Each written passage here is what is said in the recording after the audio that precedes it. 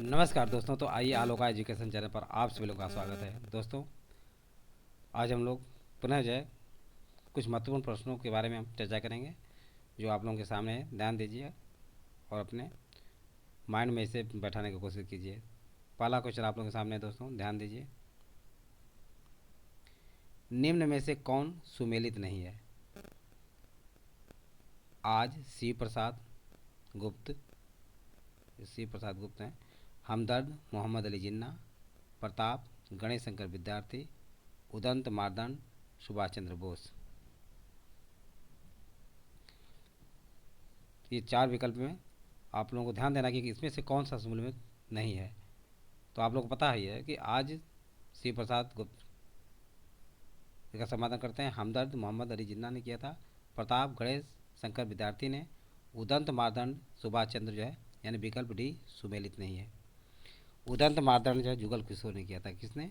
जुगल किशोर ने, ये ध्यान रखिएगा।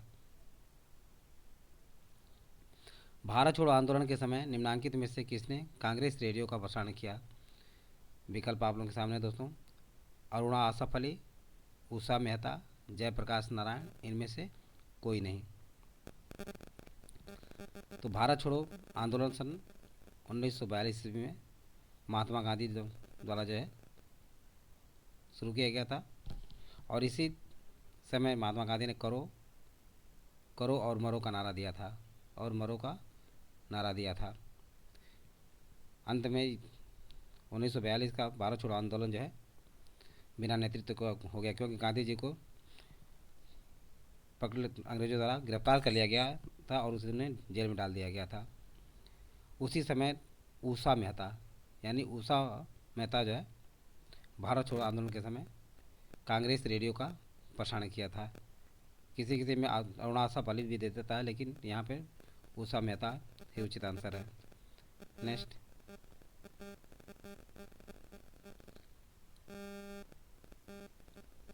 बंगाल विभाजन के विरुद्ध विद्रोह का नेतृत्व किसने किया था? तो ध्यान दीजिए दोस्तों, बंगाल विभाजन कब हुआ था? 1905 ईस्वी में हुआ था, लॉर्ड कर्जन के समय में, क्योंकि ब्रिटिश सेना चाहती थी कि बंगाल विभाजन किया जाए ताकि जो है जो स्वतंत्रता का गढ़ केंद्र माना जाता था। इस वजह से ब्रिटिशों को, अंग्रेज़ों के मन में हमेशा ये बात खटकती थी और वे लोग चाहते थे कि बंगाल का विभाजन हो जाए ताकि जो है हिंदू मुस्लिम में फूट डाला जाए और उनके एकता को भंग किया जाए। उस समय 1905 के समय ही स्वदेशी आंदोलन की शुरुआत की गई थी।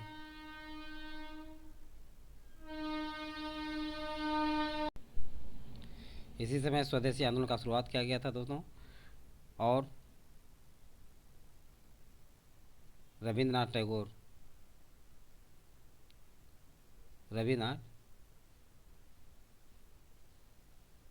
ने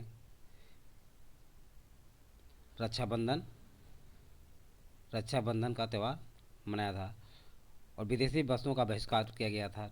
महात्मा गांधी ने विदेशी वस्तुओं के बहिष्कार का समर्थन किया था, लेकिन रविंद्रनाथ टैगोर ने इन विचारधारा से सहमत नहीं थे। तो बंगाल विभाजन के विरुद्ध विद्रोह का नेतृत्व किसने संभाला था? सुरेंद्रनाथ बनर्जी ने। विकल्प बी उचित आंसर है। चित्तरंजन दास और मोतीलाल नेहरू ने 1923 ईस्वी में स्वराज पार्टी की स्थापना की थी। सुभाष चंद्र बोस ने 1938 ईस्वी में कांग्रेस के अधिवेशन में अध्यक्ष चुने गए और 1939 के कांग्रेस अधिवेशन में विजय प्राप्त करने के पश्चात भी इन्होंने कांग्रेस के पद से इस्तीफा दे दिया था और उस समय 1939 में डॉक्टर राजेंद्र प्रसाद को अध्यक्ष पद दिया गया था।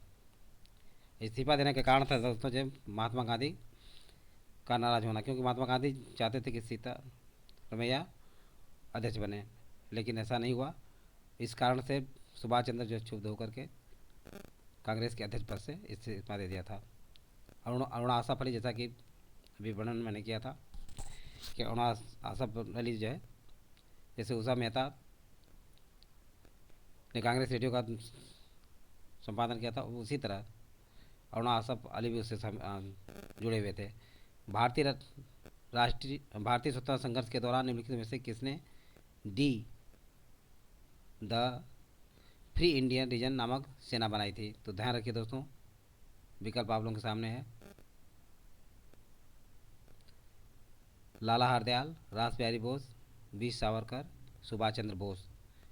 तो दोस्तों, द फ्री इंडियन रीजन नामक सेना किसने बनाई थी? तो सुभाष चंद्र बोस ने। सुभाष चंद्र बोस ने आज़ाद हिंद फौज की भी स्थापना की थी। आज़ाद हिंद फौज की भी स्थापना की थी। लाला हरदयाल गदर पार्टी के अध्यक्ष थे। रास बिहारी बोस एनआईए के अध्यक्ष थे। रास बिहारी बोस के बाद जो है आज़ाद हिंद फौज की स्थापना सुभाष चंद्र बोस ने किया था। यानी एनआई के अध्यक्ष सुभाष चंद्र बोस को बनाया गया। B Savarkar, B D Savarkar, ये बी डी सावरकर हैं दोस्तों। इन्होंने 1857 की क्रांति को स्वतंत्रता संग्राम कहा था। क्वेश्चन नंबर 5 देखिए, अरावली एवं विंध्य श्रृंखलाओं के मध्य कौन सा पठार स्थित है? छोटा नागपुर का पठार, मालवा का पठार, दक्कन का पठार, ये पठार पत्थर नहीं है दोस्तों, पठार है, और प्रायद्वीपीय का पठार। तो ये दोस्तों मालवा का पठार है। अरावली एवं विंध्य श्रृंखलाओं के मध्य मालवा का पठार स्थित है। आप लोगों को समझ में आ गया होगा। नेक्स्ट देखिए,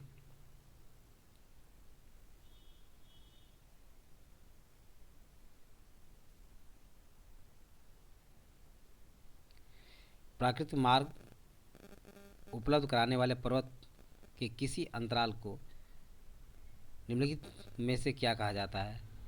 राजमार्ग, घाटी, दर्रा, पर्वतीय भूभाग। दर्रा कहा जाता है। क्या कहा जाता है? दर्रा कहा जाता है। इन्हीं दर्रा से दोस्तों जब विदेशियों ने भारत पर आक्रमण किया, विदेशियों ने इस दर्रा का फायदा उठा करके भारत में आक्रमण किया। जितने भी विदेशी आक्रमण हुए दर्रा के माध्यम से ही भारत पर आक्रमण हुए। भारत में उष्णकटिबंधीय सदाबहार वन कहाँ पाए जाते हैं? मध्य प्रदेश में, आंध्र प्रदेश में, केरल में, उड़ीसा में। तो ध्यान रखिए दोस्तों, केरल में उष्णकटिबंधीय सदाबहार वन पाए जाते हैं। मध्य प्रदेश में सर्वाधिक वन क्षेत्र है। आंध्र प्रदेश की तटीय रेखा जो है गुजरात के बाद दूसरे नंबर पर आता है। गुजरात के बाद दूसरे नंबर पर आता है उड़ीसा। उड़ीसा में जो है खारे पानी का झील, खारे पानी का झील है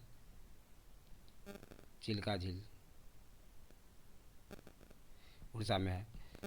तो आप लोग समझ में आ गया। देखिए नेक्स्ट क्वेश्चन,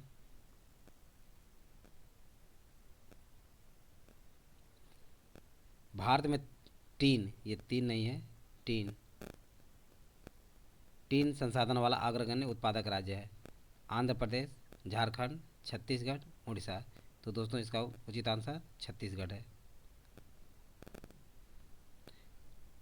अतिवादियों एवं उदारवादियों के पुनर्मिलन की प्रक्रिया में प्रमुख शिल्पी निम्न में से कौन था?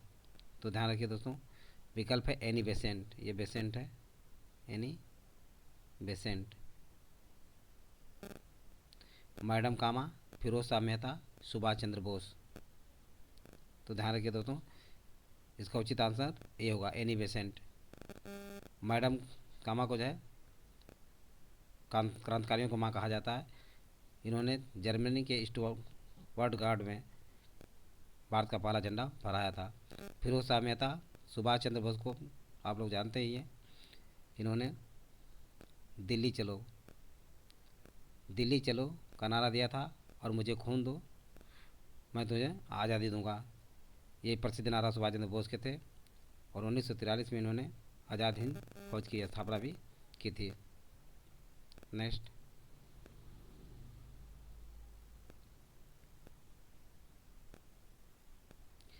निम्नलिखित बंदरगाहों में से कौन सा एक मुक्त व्यापार क्षेत्र है? कोच्चि, तूतीकोरन, कांडला, पारादीप। तो कांडला बंदरगाह जो है दोस्तों जो है मुक्त व्यापार क्षेत्र है।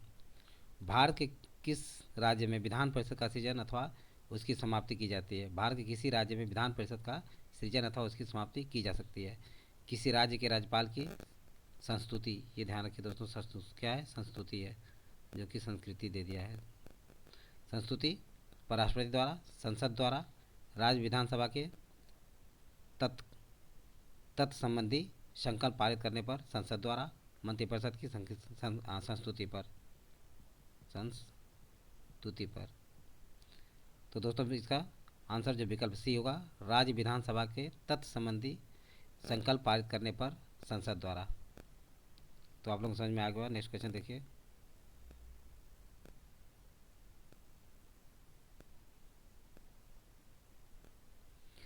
12वां क्वेश्चन, निम्नांकित में से कौन एक लोकसभा और राज्यसभा की गणपूर्ति करता है?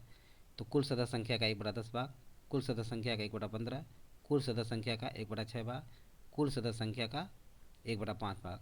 तो ये तो आप सभी लोगों को पता होगा कि लोकसभा और राज्यसभा की गणपूर्ति कुल सदस्य संख्या का 1/10 भाग होता है।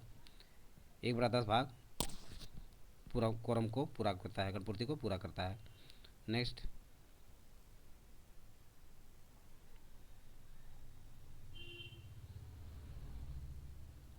भारत में प्रथम उद्योग जिसका विकास हुआ है, कुटीर उद्योग, सीमेंट उद्योग, आयरन और स्टील उद्योग, अभियांत्रिक उद्योग। तो दोस्तों विकल्प ए इसका उचित आंसर है। कुटीर उद्योग का सर्वप्रथम विकास हुआ। आयरन और स्टील उद्योग दूसरी पंचवर्षीय योजना में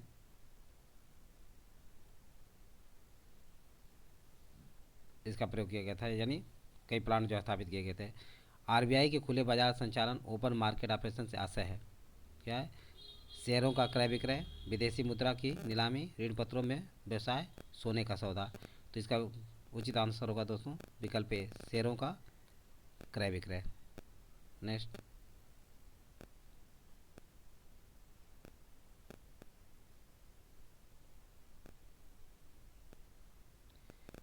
निम्न आडियो में से कौन एक भारत की 11वीं पंचवर्षीय योजना से संबंधित है?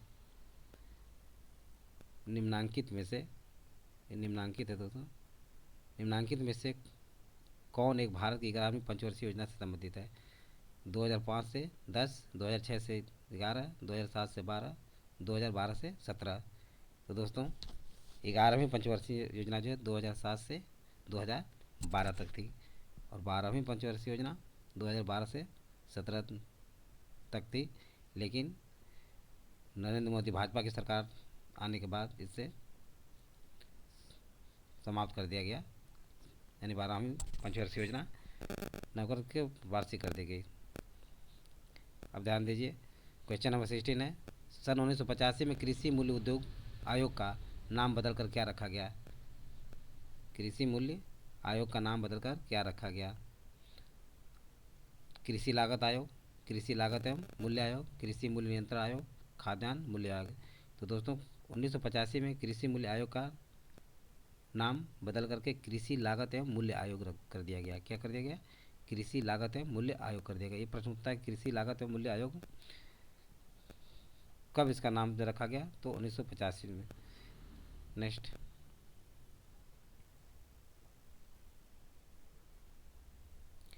जब मृदु स्टील को उच्च तापमान पर गर्म किया जाता है और अचानक पानी में ठंडा किया जाता है तो वह कठोर तथा भंगुर हो जाता है। यह प्रक्रिया कहलाती है, क्या कहलाती है? कठोरी। ये कठोरी है दोस्तों, ध्यान रखिए, ये कठोरी है। कठोरीकरण, हार्डेनिंग, तापानुशीतलन, कठोर जल, टेम्परिंग। तो ये दोस्तों टेम्परिंग कहलाता है। क्या कहलाता है? टेम्परिंग कहलाता है। विकल्प डी जो है उचित आंसर है। निम्नलिखित में से किस न्यूक्लियर रिएक्टर में सुधार हेतु प्रयोग किया जाता है? निम्नलिखित में से किसे न्यूक्लियर रिएक्टर में सुधार हेतु प्रयुक्त किया जाता है, प्रयोग किया जाता है? तो ध्यान दीजिए, ग्रेफाइट, पैराफिन, कठोर जल, यानी ये सभी प्रयोग किया जाता है। ग्रेफाइट, पैराफिन, कठोर जल न्यूक्लियर रिएक्टर में सुधार के हेतु इन सब का प्रयोग किया जाता है। कार्बन मोनोऑक्साइड विषाक्तता निम्नलिखित में से किसको मुख्यतः प्रभावित करती है?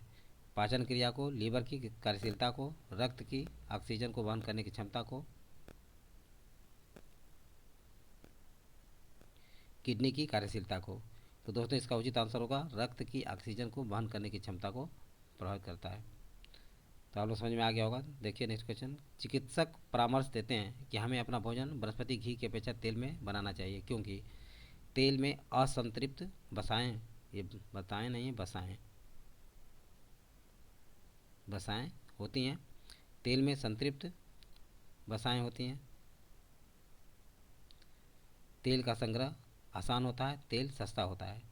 तो इसका उचित आंसर होगा दोस्तों विकल्प ए, तेल में असंतृप्त वसाएं होती हैं। नेक्स्ट,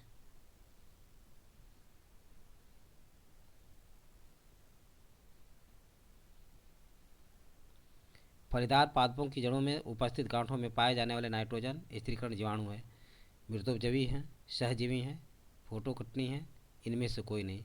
तो ये दोस्तों जो है सहजीवी होती हैं। क्या होती हैं? सहजीवी।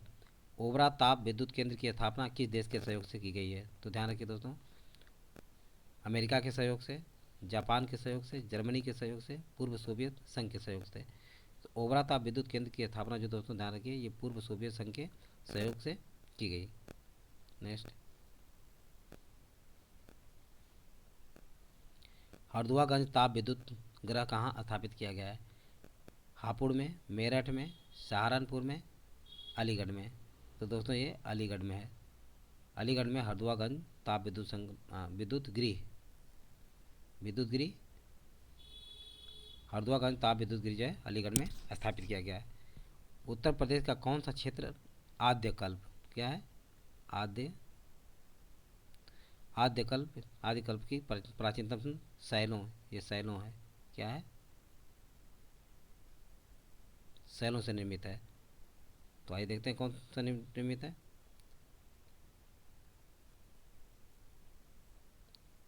शिवालिक, रुहेलखंड, विंध्याचल, बुंदेलखंड।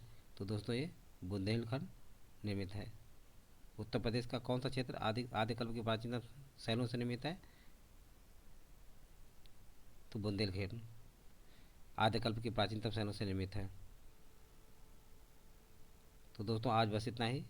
यदि वीडियो अच्छा लगा हो तो इसे सब्सक्राइब और लाइक अवश्य करें तथा अपने सगे समझे दोस्तों को शेयर करना ना भूलें। थैंक यू दोस्त, नेक्स्ट वीडियो में मिलेंगे।